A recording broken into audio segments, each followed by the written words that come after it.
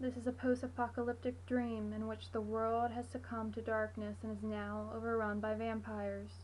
Small remnants of civilization exist, run-down decrepit buildings, and tattered stuffed animals lay scattered about the ground.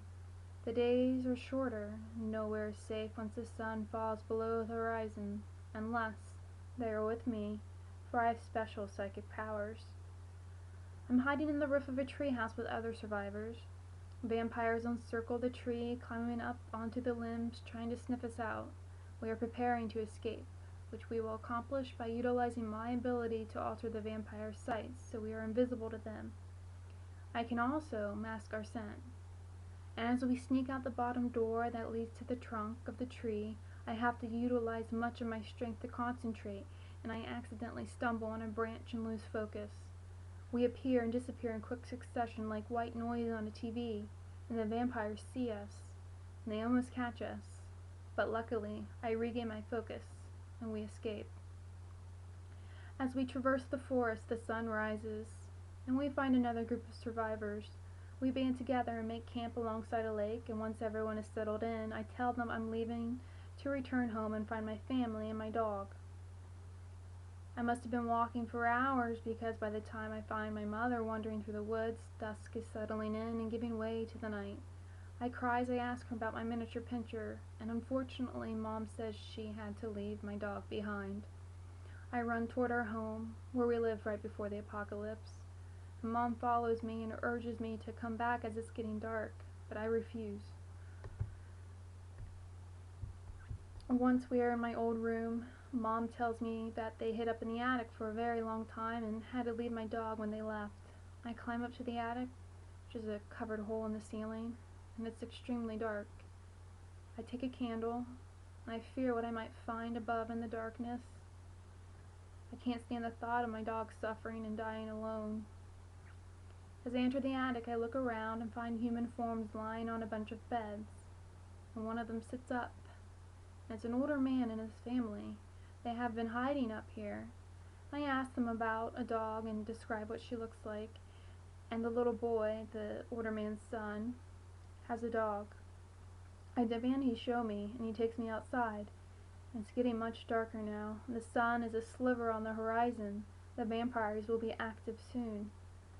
We stand beside a pond, and 3 fluffy puppies come running up to me. I bend down as they jump and lick my face and fingers. But none of these are her, I say as my spirits shatter. We go back to a house out in the lake. This is the lake where I had left earlier from, where my companions are making camp. And there's a house out there. And so my companions are inside the house, and I discover that they have been partying, and people are now dispersing. Their idiocy enrages me. I tell them all to stay and shut the hell up, because it's getting dark, and only half of them listen, and the ones that stay are all drunk and loud. And someone else announces they want to go find their family, and I tell them they are most likely dead. And that's not very nice of me. I would not say that in reality, but apparently my subconscious is an asshole or something. Anyway, this man doesn't care, and he's adamant about going, so I accompany him on his journey to help protect him with my psychic powers. After a few hours, we walk into a clearing, and in the distance there are 2 huge waterfalls side by side cascading up a cliff that is surrounded by pine trees.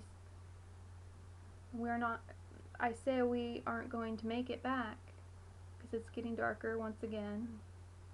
We walk into a cave behind the waterfall and venture up a rickety wooden staircase that leads up to the ridge of a canyon. As we walk up the steps, we pass computer devices covered in cobwebs. With each step we take, lights flicker on and off, and the computer devices start working. At the top of the staircase, we look out into the canyon at a vast sea of ghosts. A ghost with long dreadlocks, who's wearing sunglasses, rushes towards us, laughing hysterically. More to join us, the ghost cackles. My companion and I bolt back down the stairs and out of the cave entrance into the light, and when we feel we are at a safe distance, we turn around breathing heavily as we catch our breath. The ghost is within the shadows of the cave entrance. He laughs as he raises his arms, and we watch as the darkness from the cave emerges. The ghost continues to push the darkness towards us as he moves closer. My companion and I look at each other and take off running back into the forest. And that was the end of that dream, so that's it.